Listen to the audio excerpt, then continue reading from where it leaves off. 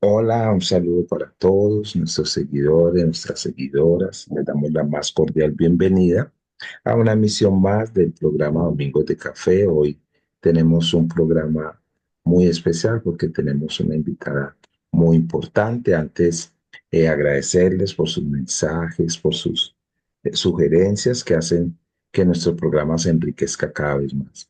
Bueno, hoy nos acompaña Lili Meyer. Ella es una actriz, es narradora oral argentina, que participa en muchos eventos culturales, narrando cuentos infantiles, juveniles. Y hoy la tenemos aquí, pero entonces vamos a escuchar de parte de ella, que se presente y nos hable un poco. Lili, cuéntanos de ti, de toda tu trayectoria, y de antemano muchas gracias por estar aquí. Bueno, ¿qué tal? ¿Cómo estás, Rubén? Para mí es un honor que esta conversación, realmente me siento muy honrada. Me siento muy honrada por tu llamado, por tu convocatoria y por estar en comunión con, bueno, con la gente de tu audiencia, lo cual es muy importante para mí.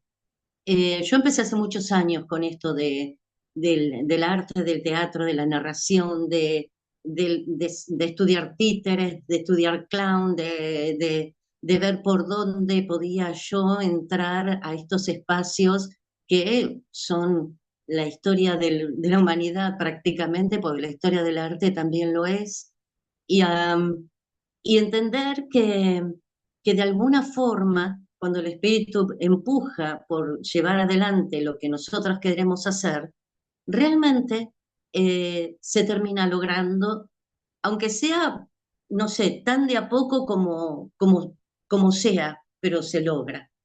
Yo por los años 90 escribía cuentos, eh, y, em, y bueno, por esas cosas de la vida terminé estudiando teatro.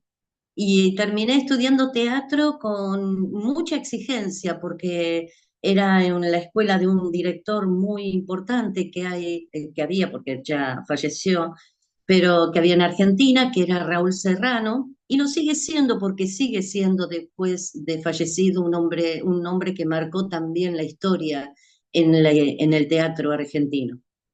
Um, y era mucha exigencia y me gustaba mucho. Luego de allí, bueno, empecé a hacer algunas obras, pero no me incorporé del todo al teatro. Seguía mi búsqueda.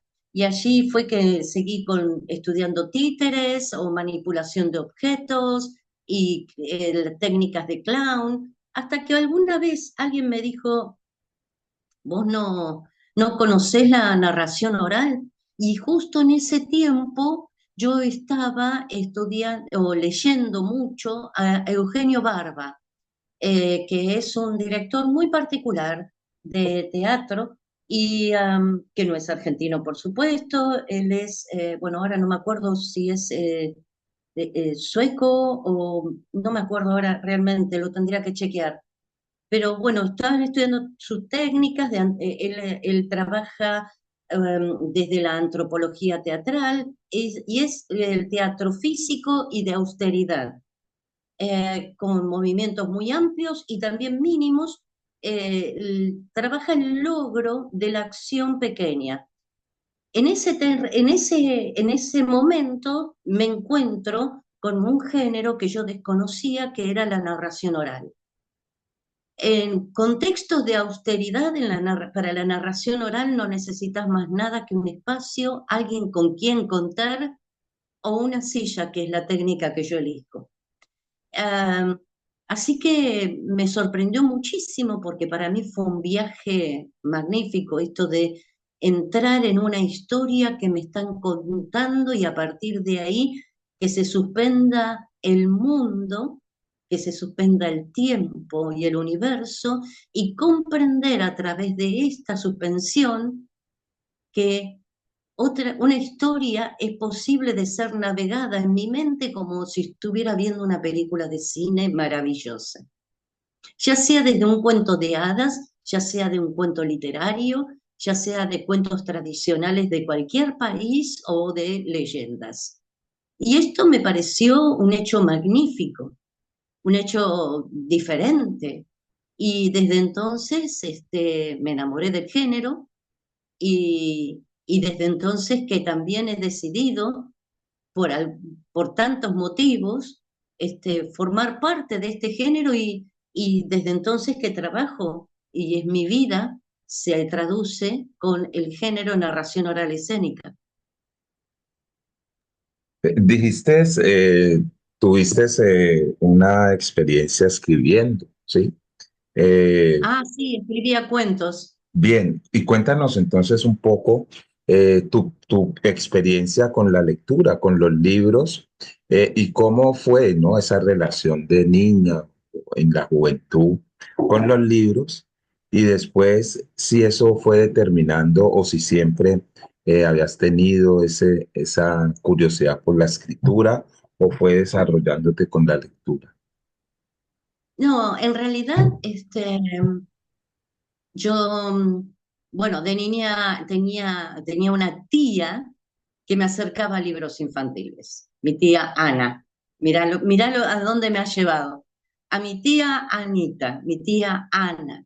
Esto me acercaba a libros infantiles, a mí me gustaba estar cerca de ella por justamente, entre otras cosas, porque me acercaban a cosas que yo no tenía acceso y, y me llevaba, íbamos al cine, íbamos al teatro y luego después con sus hijos también. Y eran todos espacios que te invitan, y lo son, a, es un trampolín mágico, es un trampolín donde el desarrollo de la imaginación se empodera del cuerpo que uno tiene y allá vamos con el imaginario a jugar, a sentirnos que somos varias personas en una y que desde esa variedad podemos andar y luego ponernos la uno que somos e ir a hacer lo que uno tiene que hacer, ¿no? Pero estos son recreos del alma y estos recreos del alma te permiten crecer tanto intelectualmente como en las tareas y trabajos que uno tiene. Pero sí, estos recreos del alma son indispensables. Eh, Luego de adolescente, no, de adolescente empecé acá, fue una adolescencia bastante compleja. No, no es fácil ser adolescente. Especialmente, claro, no, no me fue fácil la adolescencia, pero luego sí me recuperé ya a los 21, 22 años, ya empecé en una recuperación de qué vida quiero tener, de qué vida empezar a decidir con la vida propia, la vida de una. Y, y entonces sí, empecé con los hábitos de ir al cine, pero elegir con qué película, no aceptar cualquier cosa. Este, a buscar literaturas que me sumen o literaturas, ¿viste? Yo me acuerdo me acuerdo estar enferma y estar así con 100 años de soledad, por ejemplo, ¿no? Y era algo que no se podía acabar, pero fue impactante. Terminé el libro y terminé mi enfermedad, que me acuerdo que era, no sé, una cuestión hepática que tenía que resolver con mucho reposo. Y, ah, y, no, sí, era eso. Y, y cuando terminé el libro, dije, ¿y ahora qué hago? ¿Y ahora qué hago? ¿Qué hago sin los buen día? ¿Qué hago sin toda esta cosa magnífica que me atrapó, sin todo digamos, este paisaje? Y yo acá en mi cama, en mi habitación. Y otros podrían decir, bueno, tenías la televisión, tenías cosas. No, pero no es lo mismo. Esto es mucho más lejano y mucho más cercano. Y de esa forma empecé a buscar otros y otros y otros y empecé a entender que aquí había mundos mucho más lejanos y mucho más cercanos, muy asibles. Y desde entonces que estoy dale que dale con el asunto, che. Y entonces, muy bien, así, dale. Perdón, no te entendí. Y entonces, y en ese sentido, ¿qué significa, cómo tú puedes definir o cómo definirías la lectura, ¿no? Y qué significa para ti la lectura en tu vida? Es un vínculo profundo. Es un vínculo profundo con otros imaginarios posibles, otros mundos posibles que te ayudan a equilibrarte porque te das tu tiempo, es un tiempo diferente y te lo das completo, eh, y ese tiempo te ordena en otros mundos que luego volvés. Es como el tiempo que te das para ver, por ejemplo, una buena película.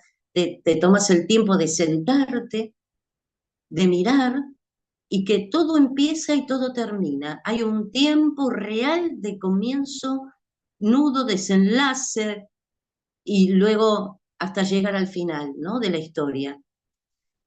Con imágenes, bien, perfecto. Las imágenes del lector, el desarrollo este de imágenes lectoras, tienen que ver también con la exposición de tu propio imaginario y esa voz que te empieza a decir todo lo que estás transitando a través de la decodificación de un texto.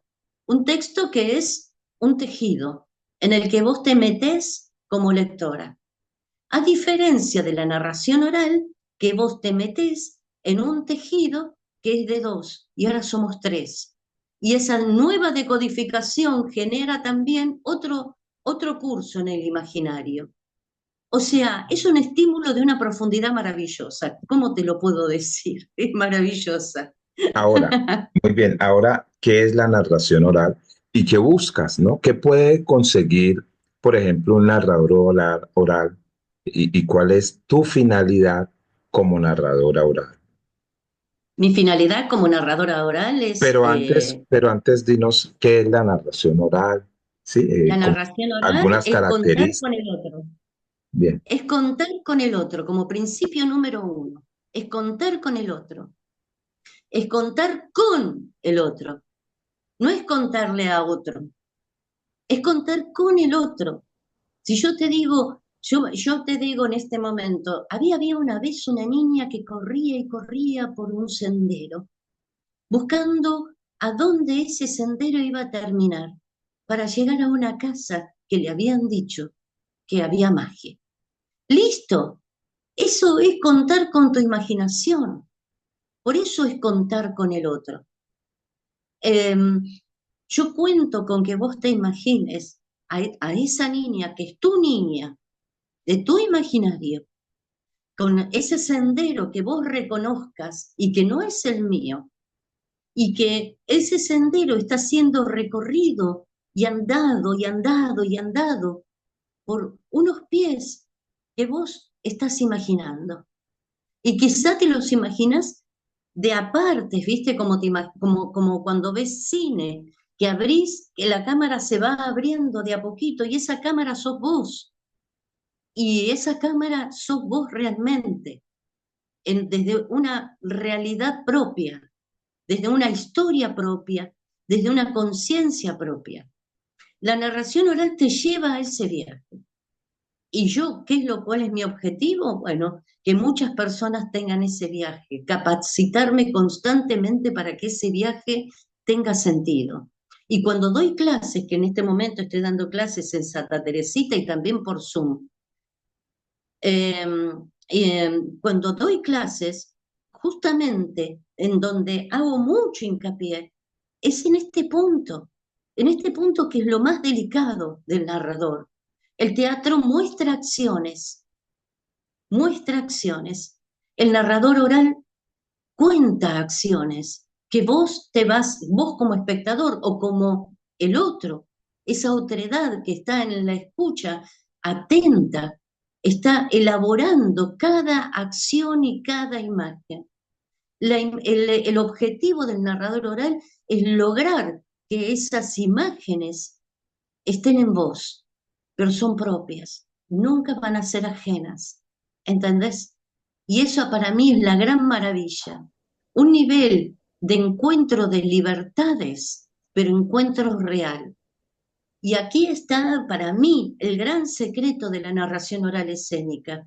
Vos podés trabajar para 3 personas, para 100 personas, como me ha pasado a mí, o para más. Y sin embargo, este rol, este lugar, siempre va a estar presente como, como ejercicio número uno. Tener en cuenta que vas a estar trabajando con el imaginario del otro y ese otro es quien va a completar todos tus recursos. Y sin el otro, sin la otredad, no tenés recursos posibles.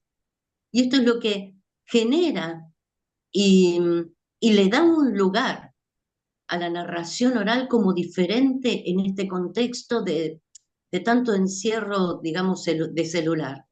Hay un encierro que genera el celular, hay un lugar de auto, casi flagelación hay estas cosas Dispositivos. que, perdón, Sí, con los dispositivos electrónicos, pues, con los celulares. con los dispositivos y también con las redes, quería decir Es, yo, con las redes, ¿no? Que es un que te atrapan, que no podés parar de hacer esto. Cuando una persona va a escuchar a un cuentero o a una cuentera, donde se encuentra es en la detención.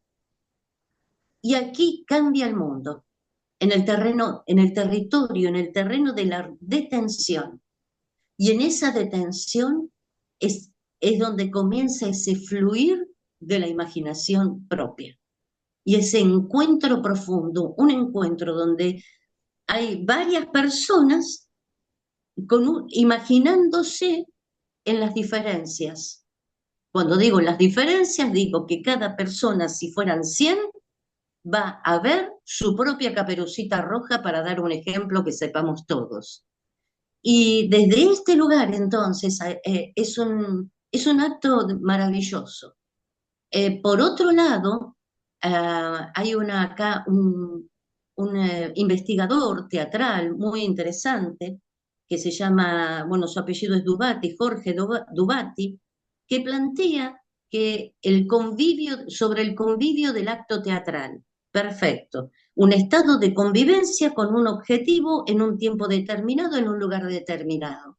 Yo te puedo decir que en la narración oral es similar, pero Dubati lo pone como teatro liminal, o sea que está al límite del hecho del teatro.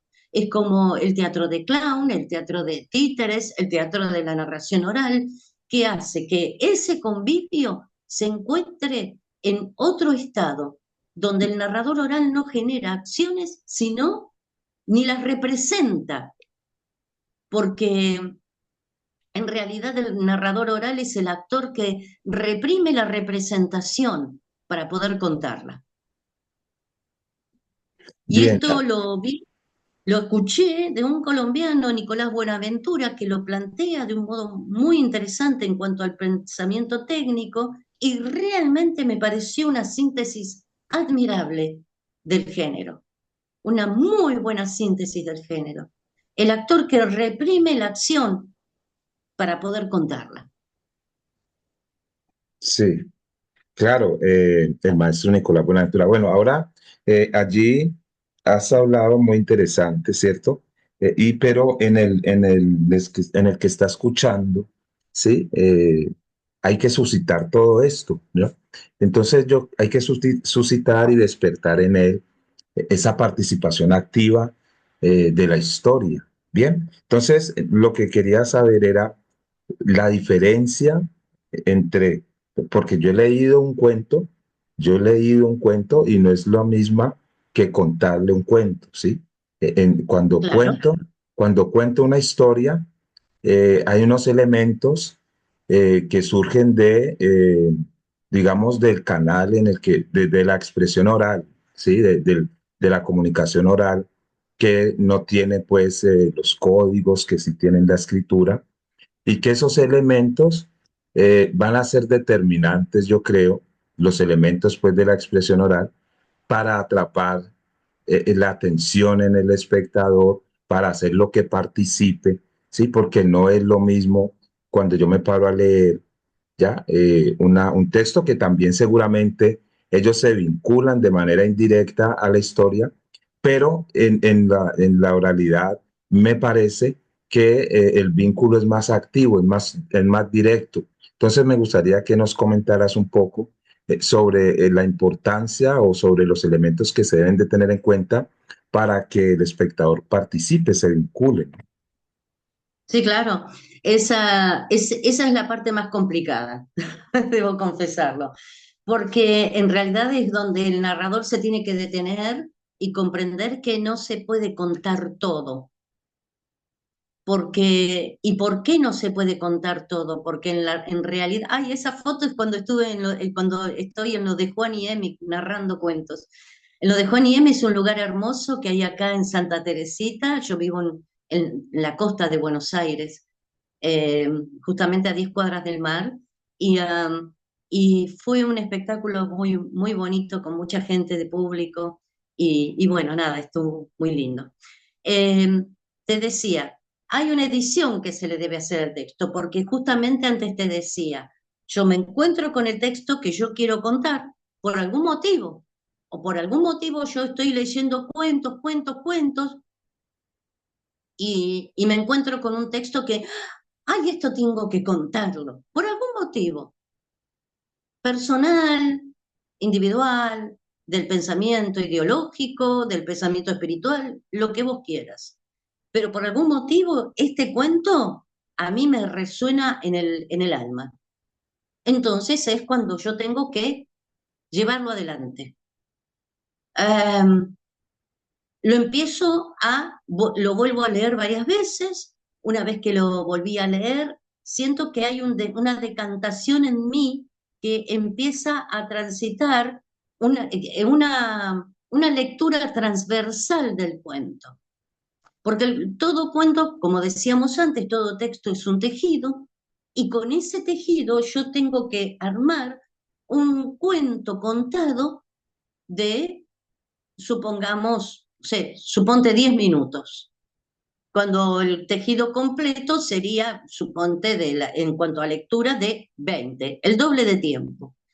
Entonces, ¿qué ocurre? Yo no lo voy a ultrajar al cuento, lo voy a diferenciar. Es como cuando un guionista toma una novela para ser pasada a cine. Entonces, esa novela, por supuesto, suelen ser grandes novelas, épicas, magníficas y demás. Perfecto. ¿Qué hace el guionista?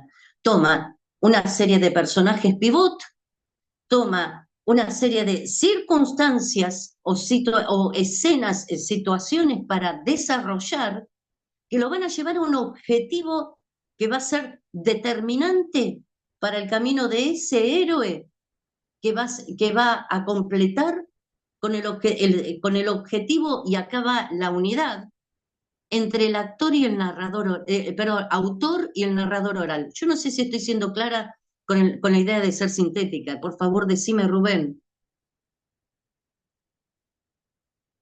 Sí, no, está muy bien, sí, está muy bien. Ah, buenísimo, gracias.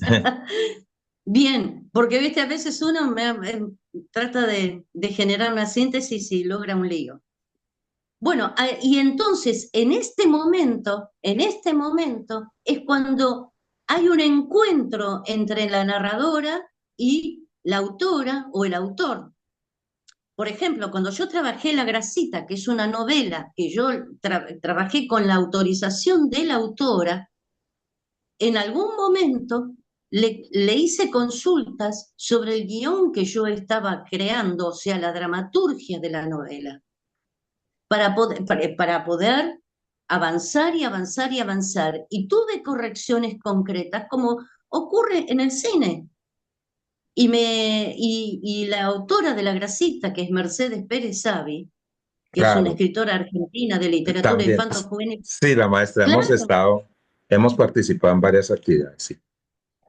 claro, bueno, con ella también hicimos ajustes a la dramaturgia de La Grasita. Y luego empecé a trabajarla todo ese texto en mi cuerpo. Digo, el cuerpo también habla. El cuerpo es un diálogo constante con el otro, más allá de todo lo que yo diga. Y si, digamos, tenemos códigos corporales con los que nos manejamos, hay avances. Si vos ves esa foto, por ejemplo, hay un sostén en mi cuerpo. Y ese sostén que vos ves en esa foto, obviamente está hablando también además de mis palabras.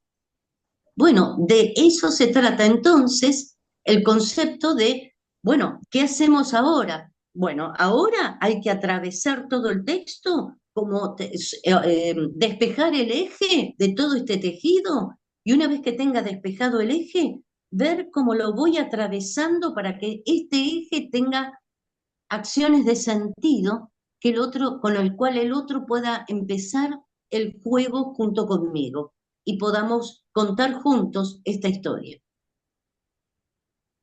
Bien, también hay algo que me ha parecido importante en esta en la narración oral y es el inventar historias, ¿no? Es la improvisación, ¿no? La improvisación, eh, que me parece también un elemento que vincula a los que están escuchando, por ejemplo, a los niños, cuando uno inventa una historia y les dice a ellos que la continúen allí mismo en esa improvisación, también me ha parecido como una estrategia o un método en los que todos quieren participar, la improvisación. Sí, la improvisación es muy divertida también. El, tanto las niñeces como los adultos se divierten con las improvisaciones porque, bueno, porque es un juego. Se plantea, bueno, ahora sí juguemos juntos a que a partir de ahora somos todos gnomos que vamos por un bosque. Y a partir de ahora, todo lo que pase en el bosque nos va a estar pasando a todos, pero depende de todos nosotros lo que pase. Y hay un juego, claro que sí, es un juego muy divertido que uno le da mucho sentido para que cada uno tenga la representación de su propio texto, pero inventado en ese momento.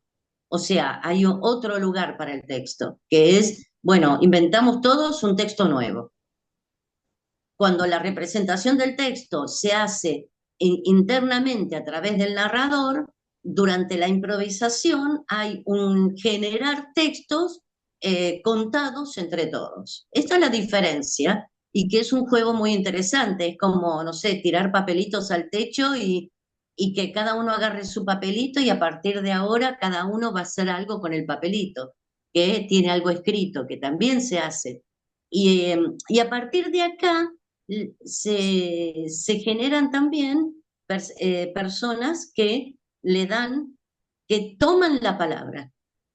Y el tomar la palabra en sí mismo es maravilloso, per se, porque como seres de palabra que somos, cada uno de nosotros y cada una de nosotras somos seres de palabra, que tomar la palabra nos hace, nos convierte también en personas que pueden ser escuchadas. Y en estos tiempos donde, bueno, donde impera, qué sé yo, las dificultades de comunicación, sentirnos escuchados y que el otro diga, ah, mira qué interesante tu duende. Dale, dale, ponelo, ponelo, trae tu duende. Y mi duende camina, pero con unos zapatos tan grandes que patea a los que están alrededor. Por eso tiene problemas. Ay, pobre duende, tráelo el duende con problemas que lo vamos a resolver. Listo. Empezamos a resolver problemas de duendes, empezamos a generar situaciones, pero sí empezamos a comprender que todos tenemos la palabra, que todos somos escuchados y que es más que un derecho, es el hecho natural con el cual nosotros nos movemos, nos relacionamos y nos vinculamos. Y quien digo, si hay alguien en el espacio este donde se está desarrollando este palabrerío, este juego, y no tiene la palabra, es muy importante que la pida, pedir la palabra y ser escuchado. Y yo creo que el tema de la improvisación siempre lo manejé en gran parte, como decís vos, para niñeces, desde ese punto de vista, que las niñeces tengan la palabra, que las niñeces se sientan escuchadas, que puedan ser percibidas también como no infantes, que es esta cosa de no tener palabra, no, sino como justamente seres de palabra que pueden construirse también desde ese tejido, desde su propio texto. Y su propio texto también es empoderamiento de ser unas personas que pueden accionar en la vida y no ser atrapadas. Tener la Per- palabra tiene que ver con eso. Perfecto, le agradecemos mucho a Lili Meyer, aquí nos podemos quedar horas con ella, a todos nuestros seguidores y seguidoras, agradecerles, también invitarlos porque dentro de 8 días tenemos un programa muy especial. Y bueno, Lili, un placer, espero que la hayas pasado bien y nos encontramos en otro momento. Perfecto, muchas gracias por este encuentro, Rubén. Ha sido realmente un honor para mí y muy amable de tu parte haberme convocado. Y por otro lado, quiero mandar un saludo y un abrazo bien grandote a toda tu audiencia, que seguramente será maravillosa también. Así que nos estamos encontrando. Sí, muchas gracias y un abrazo. Un abrazo para vos también.